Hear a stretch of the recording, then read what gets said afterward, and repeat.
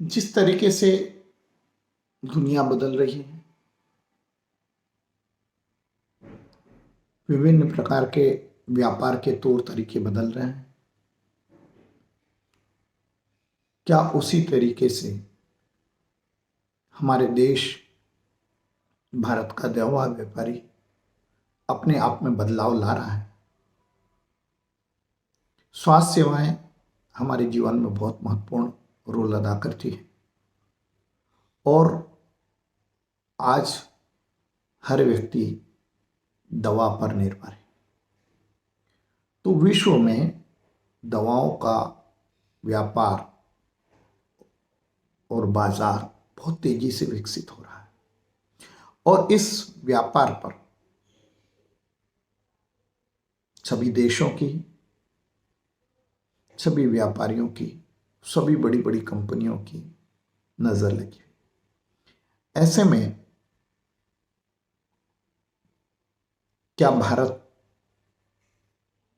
में दवा व्यापार और दवा व्यापारी, जिसमें करीब 12 लाख रिटेलर्स और उनके परिवार के आश्रित मिलाकर के लगभग 1 करोड़ लोग जो कार्य करते हैं, उसमें से कितने लोग अगले 5 वर्षों में अपने आप को सर्वाइव कर पाएंगे, यह एक बहुत बड़ी चुनौती है। आज हम इसी विषय पर चिंतन करेंगे। क्या दवा व्यापारी को बचा पाना संभव है? क्योंकि यदि मार्जिन नहीं बचेगा, यदि दवा व्यापारी सर्वाइव नहीं कर पाएगा, तो वह इस व्यापार में टिक नहीं पाएगा और उसके लिए टिकना ये एक बहुत बड़ी चुनौती है।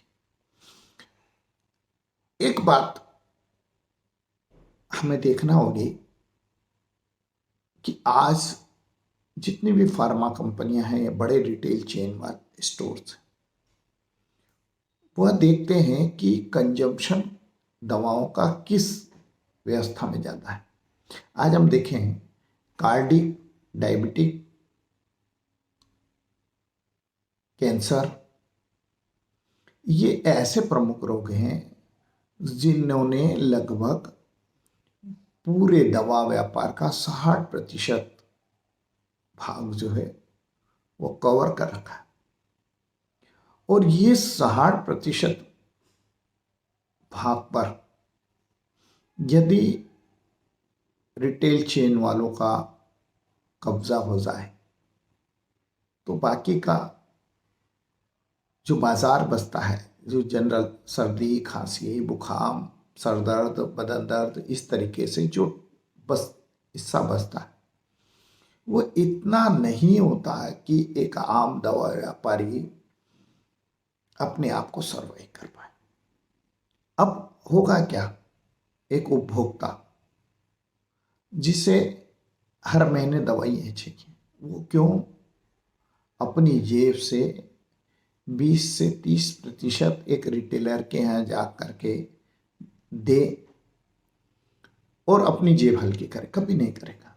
तो निश्चित रूप से वह रिटेल चेन पर जाएगा और रिटेल चेन स्टोर्स वाले दवाएं की सप्लाई करेंगे और आप देखिए वह दिन दूर नहीं जब एक सिस्टम और आएगा और वह सिस्टम होगा दवाएं डॉक्टर द्वारा लिखी जाएगी, प्रिस्क्रिप्शन सीधे रिटेल चेन सेक्टर्स के पास में होगा,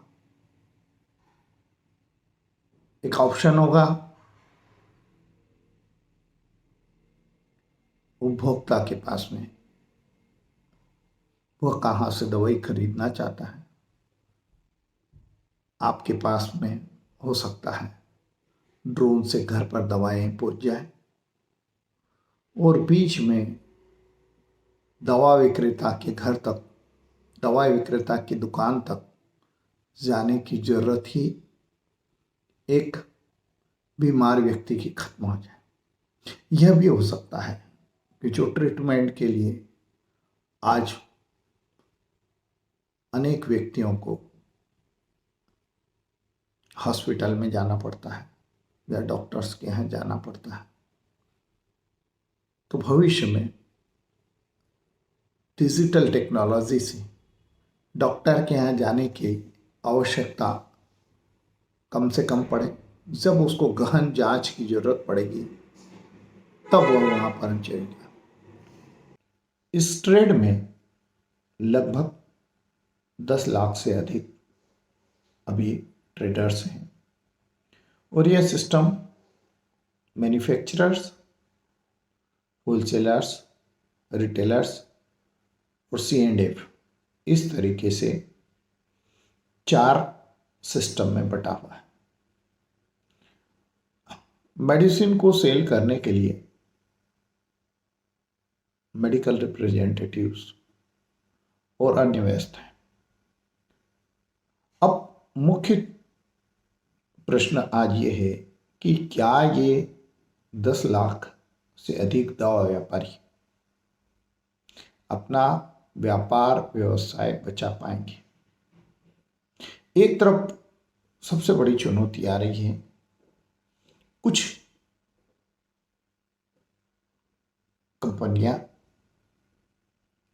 जैसे रिलायंस है, वन प्लस है, फार्माइजी है, ये रिटेल चेन दवा विक्रेताओं, आम कस्टमर को 25 से 30% तक की छूट प्रदान करें और रिटेल दवा विक्रेताओं को जो मार्जिन मिलता है वो मार्जिन 16 से 20% तक आता है।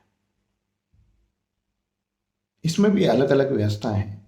जैसे जेनरिक प्रोडक्ट है तो वह प्रॉफिट जो है बढ़ करके 60 से 70-80% तक हो जाता है। यानी यदि दवा पर MRP 100 रुपये लिखी है तो उसकी कास्ट 20 रुपये भी हो सकती है, 25 रुपये हो सकती है। ये जेनरिक ट्रेड है। इसी तरीके से कुछ जगह पर PCT यानी वह प्रोडक्ट जो कमीशन आधारित व्यवस्थाओं के तहत स्थानीय स्तर पर बेचे जा रहे हैं या कुछ कॉमन प्रोडक्ट, इस तरीके से दवाओं का विभाजन होता है। मूल बात यह है कि दवाओं की लागत और विक्रय मूल्य, इसमें कम से कम 80 से 90% तक का मार्जिन होता है जो सिस्टम में बहुत सारे खर्च आदि को मैनेज करने के लिए होता है। अब यही जो मार्जिन का गैप है वह इस व्यापार के लिए बहुत बड़ी चुनौती बन करके उभरा है और एक प्रश्न चिन्ह लगा रहा है कि क्या दवा व्यापारी अपने आप को सर्वाइव कर पाएंगे। अब देखिए, 2 बातें स्पष्ट हैं। एक तो निर्माता और दूसरा उपभोक्ता। हम कितनी भी कोशिशें कर लें, आज दवा व्यापारी कहता है कि बाजार में नकली दवाएं, रिटेल चेन वाले फलानी दवाएं बेचते हैं, गलत दवाएं बेचते हैं या कुछ भी कर लेते हैं। इन सब बातों का कोई फर्क नहीं पड़ता,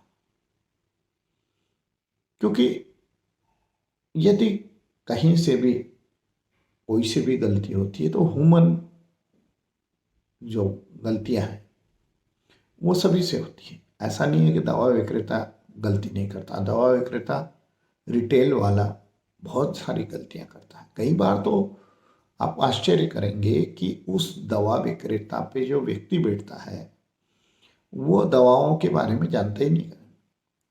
दवा विक्रेताओं के लिए रूल्स और रेगुलेशन तो है बहुत सारे। फार्मासिस्ट होना चाहिए। फार्मासिस्ट की शैक्षणिक योग्यता B फार्मा या D फार्मा। अब कितने ऐसे मेडिकल शॉप है जहाँ पर बी फार्मा या डी फार्मा बैठते हैं।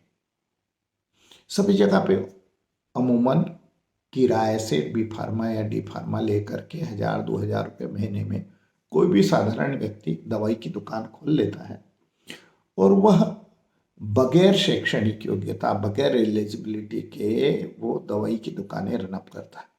फिर उसमें उनके बच्चे भी आ जाते हैं, उनके काम करने वाले नौकर भी आ जाते हैं। इस तरीके से तमाम जो है दवा की दुकानों पर लोग बैठते हैं। आप किसी भी दवा की दुकान पर चले जाएं, 80% दवा की दुकानें जो है वहाँ पर जो मेडिकल के लिए अधिकृत व्यक्ति है वह सेलिंग काउंटर पर नहीं बैठते। अब दवाओं की गुणवत्ता कहाँ से होगी? और ये क्या हो रहा है, दवा का व्यापार आज की तारीख में सेवा का व्यापार नाम मात्र का रह गया है। सभी जगह मुख्य उद्देश्य ये है कि हम ज़्यादा से ज़्यादा कैसे अर्न करें, और इस अर्निंग के चक्कर में हर दवा व्यापारी एक दूसरे का दुश्मन बना हुआ है। उसमें कोई एकता नहीं है, वह हमेशा एक दूसरे की बुराई करने में लगा हुआ रहता है, या ये देखता है कि मेरे पड़ोस की दुकान कब बंद होगी और मैं कब उससे आगे जाऊंगा। इस प्रतिस्पर्धा का परिणाम क्या हुआ? इस प्रतिस्पर्धा का परिणाम हुआ कि दवा व्यापारियों की एकता, जो एक बहुत अच्छा व्यवस्थित संगठन आज से 50 साल पूर्व चालू हुआ था कि हम ट्रेड को पूरा कंट्रोल करेंगे, ट्रेड को पूरा मैनेज करेंगे, जो इसका बेसिक उद्देश्य था, जो AIOCD all India chemist and distributor federation association के नाम से बना था, वो मूल उद्देश्य से भटक गया। अब सवाल ये उठता है कि जब दवा व्यापारियों की कोई सी भी समस्या रहेगी तो उसका समाधान कौन निकालेगा? कहीं कोई समाधान निकलने वाला नहीं, क्योंकि हर व्यक्ति इस एसोसिएशन में अपने हित, अपने स्वार्थ के लिए काम कर रहा। हमने कुछ चीज़ें बड़ी जानना चाहिए। लगभग 500 से 1,000 केमिस्टों से बात की। आप में से कितने लोग ड्रग इंस्पेक्टर को जानते हैं? आश्चर्य की बात यह है कि ड्रग इंस्पेक्टर, जिसका एक रूल्स एंड रेगुलेशन के तहत इंस्पेक्शन होना जरूरी है, यानी वह इंस्पेक्शन औसतन हर साल किया जाना चाहिए, और उसमें मेडिकल स्टोर की ड्रग्स का स्टोरेज, ड्रग का सेलिंग, सैंपल्स व्यवस्थित रखे कि नहीं रखे हैं, शेड्यूल के हिसाब से दवाएं रखी कि नहीं रखी हैं, बिल बराबर कटे हैं कि नहीं कटे हैं, वेटनरी ड्रग्स अलग से रखी है कि नहीं रखी है। इस तरीके से सारी दवाओं का रिकॉर्डिंग, प्रॉपर कीपिंग और सैंपलिंग कि दवाएं गुणवत्ता की बिक रही है या नहीं बिक रही, ये ड्रग इंस्पेक्टर का कार्य है। और यदि ड्रग इंस्पेक्टर ईमानदारी से इन सब चीज़ों की जांच करता है तो आप मान करके चलें कि दवाओं की दुकान पर कभी भी अनियमितता नहीं होगी और आम व्यक्ति को गुणवत्ता की दवाएं मिलेगी। पर ड्रग इंस्पेक्टर ऐसा कभी नहीं करते। हर जगह पे एक सेटिंग है, रिश्वत फिक्स होती है, और वह रिश्वत किसी लीडर के माध्यम से या कोई लोकल बीच में मीडिएटर के माध्यम से ड्रग इंस्पेक्टर तक पहुंच जाती है, और दवा की दुकानों की व्यवस्थित रूप से जांच नहीं होती, जिसका प्रभाव ये हो रहा है कि दवाओं की दुकानों का जो प्रॉपर मैनेजमेंट सिस्टम है वो मैनेजमेंट सिस्टम वर्क ही नहीं कर रहा। अब आती है बात यह है कि दूसरा जो है एसोसिएशंस, केमिस्ट एसोसिएशन की हालत ये है कि उसको जो एसोसिएशन के पदाधिकारी हैं वो करीब 20-20, 25-25 साल से कई जगह बदले ही नहीं, मतलब वही चेहरे रिपीट हो रहे हैं। आखिर क्या मजबूरी है कि 20-25 साल से लीडरशिप नहीं बदल रही? लीडरशिप नहीं बदलने का कारण ये है कि एक सिस्टम ऐसा डेवलप हो चुका है, दवा व्यापारियों में इतनी निराशा आ चुकी है कि वो वर्तमान को ही जैसा चल रहा है वैसा चलने दो, कौन करेगा, क्यों करेगा, ये जो कर रहा है वो ठीक है यार। इस सब बातों को लेकर के नेतृत्व परिवर्तन नहीं हो रहा और आज जो दवा व्यापार है उसमें जो बदलाव तेजी से आना चाहिए थे वर्तमान व्यवस्था के हिसाब से, वह कहीं बदलाव देखने में नहीं आते। हम आज भी दवा की दुकानों को परंपरागत दुकानों की तरह चलाते। आप चले जाएं, कंप्यूटराइजेशन की बात करें, कंप्यूटराइजेशन आज भी नहीं हुआ, बिलिंग का सिस्टम आज भी व्यवस्थित नहीं हुआ। ऐसा इसलिए भी है कि दवा व्यापारियां बहुत सारी ऐसी व्यवस्थाएं करता है ट्रेडिंग में जिससे कि उसको खुद को अपने आप पर भय लगता है कि मेरी गलती पकड़ी जाएगी या मेरी चोरी पकड़ी जाएगी। क्योंकि आप वर्तमान व्यवस्था में यदि 30% 20% डिस्काउंट का ट्रेड करने जाएंगे तो आपको गड़बड़ी करना ही करना है। आप कितना भी बड़ा मेडिकल वाला, वह आपको जो दवाएं व्यवस्थित रूप से दी जाना चाहिए, 10 में से 2 पर्चे में भी यदि उन्होंने इधर की उधर हेरा फेरी कर ली तो वो अपना मार्जिन मैनेज कर लेते। तो इस तरीके की तमाम व्यवस्थाएं चलती रहती हैं जो डेली काउंटर्स पर वो उसको अपने प्रॉफिट ऑफ मार्जिन को मैनेज करने के लिए करना होती है। अब मुख्य बात यह है कि दवा व्यापारी सरवाइव कैसे करें। एक तरफ होलसेलर जो है वो उसका दवा व्यापारी का पूरी तरह से शोषण करते हैं। शोषण कैसे है कि जब दवा की व्यापार एक्सपायरी होती है या डंपिंग होती है तब उसको रिटर्न लेना चाहिए, ऐसा एक सिस्टम बना हुआ है, किंतु वो कभी भी एक्सपायरी होती है या फिर दवा की कटिंग होती है, न तो वो कटिंग को वापिस कर लेता है और एक्सपायरी ड्रग को भी लेने का वो या तो 30 से 35% कटिंग हो जाती है। जैसे मार्जिन है, मार्जिन प्लस जीएसटी काट करके लिया जाता है। अब जीएसटी आज 12% है, मार्जिन 20% है, 32 से 35% तक उसके मूल जो परचेसिंग कास्ट है उससे लेस उसका बिलिंग होती है या रिप्लेसमेंट होता है। अब उसमें रिप्लेसमेंट में भी क्या करते हैं कि होलसेलर वो चीज़ें देता है जिसमें मार्जिन ज़्यादा होता है या ज़्यादा स्कीम होता है। तो कुल मिलाकर के एक होलसेलर रिटेलर से लगभग उसकी लागत का बिलिंग जो एमआरपी है उसका लगभग 50% में एडजस्टमेंट करने की कोशिश करता है। और यदि उसकी समयावधि निकल गई 3 माह से अधिक तब वो उसको रिटर्न भी नहीं लेता है। यानी कुल मिलाकर के दवा व्यापारी के लिए एक बहुत बड़ी चुनौती है उसका स्टोरेज, दवाओं का प्रॉपर कीपिंग और प्रॉपर कीपिंग, सेलिंग और रिटर्निंग। यदि ये उसकी लागतें ही नहीं पूरी हो रही तो वह ट्रेड नहीं कर पाएगा। अब वर्तमान में जहां दवा व्यापारी होलसेल वाला है 16 से 20% मार्जिन दे रहा है, वहीं कई बड़े समूह जो रिटेल चेन वाले हैं यदि ये 30% मार्जिन आम दवा विक्रेता को देने लगे तब तब होगा ये कि ये जो पूरा सिस्टम है होलसेल का, ये सिस्टम पूरा ध्वस्त हो जाएगा और जो रिटेल है वह सीधे 30% के पास में जाएगा। तो एक संभावना तो ये बहुत अच्छी बन रही है कि जो बीच में होलसेल वालों का सिस्टम है ये होलसेलर पूरे खत्म हो जाए। और वास्तव में बहुत साफ और स्पष्ट बात है कि एसोसिएशन के नाम पर जितना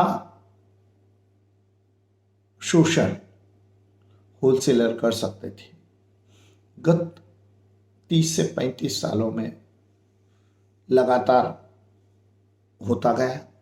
और गत 20 से 25 सालों में तो ये देखने में आया है कि जिन लोगों ने एसोसिएशन में मुख्य पदों पर कब्जा जमा रखा है, वो अपने हिसाब से पूरे गणित और आंकड़े सेट करके और उस पे पद पर काबिज रहते हैं, और काबिज रह करके और समय समय पर ऐसी व्यवस्थाएं करते हैं कि भाई हम तो बहुत काम कर रहे हैं, कोई आना नहीं चाहता और हमारा कोई विकल्प नहीं। यह भावना जो है स्टेट के लिए बहुत घातक सिद्ध हो गई, और इतनी घातक हो गई कि आज दवा व्यापारी एक दूसरे की बात को ही नहीं मानना चाहता। उसकी एकता, उसकी अखंडता, उसका व्यापार सब दांव पे लग गया है। दांव पर इसलिए लग चुका है क्योंकि उसे अपने लिए संघर्ष करना पड़ रहा है, अपने पेट के लिए। वो केवल वर्तमान में जी रहा है। वो इस स्थिति में आ चुका है कि उसका सभी पर भरोसा उठ गया है। तो फिर वह काम कैसे करे, क्यों करे? सोचता है जब तक मेरी चल जाए तब तक ठीक है, कल का कोई भरोसा नहीं। और इसी चक्कर में उसे न तो एसोसिएशन के कोई पदाधिकारी कि कौन अध्यक्ष है, कौन सचिव, इनसे कुछ लेना देना। यही कारण है कि जब सर्वे हुआ तब अध्यक्ष और सचिव को कोई नहीं जानता, या वो जानना भी नहीं चाहते। यह कटु सत्य है। अब सवाल ये उठता है कि इन दवा व्यापारियों की जो आज संघ जेनरिक के खिलाफ आवाज उठाते हैं, जो आज रिटेल चेन के खिलाफ आवाज उठाते हैं, जो आज विभिन्न मुद्दों पर आवाज उठाते हैं, उन पर ईमानदारी से सुनेगा कौन? ईमानदारी तो तब रहेगी ना जब व्यक्ति निस्वार्थ भाव से काम करेगा। और उस निस्वार्थ भाव से काम करने वाली लीडरशिप आज मेडिकल ट्रेड में नहीं है। इसे स्वीकार करना होगा और यह भी मानना होना पड़ेगा कि जिस तरीके से सारी दवाओं दुकानों का संचालन होना चाहिए, वह संचालन आज नहीं हो रहा है। हम पुनः इसी विषय पर फिर कभी चर्चा करेंगे। सभी का धन्यवाद। नमस्कार। मैं अशोक खंडेलवाल चिकित्सा संसार से पुनः नए विषयों के साथ आपके बीच में होंगे। धन्यवाद।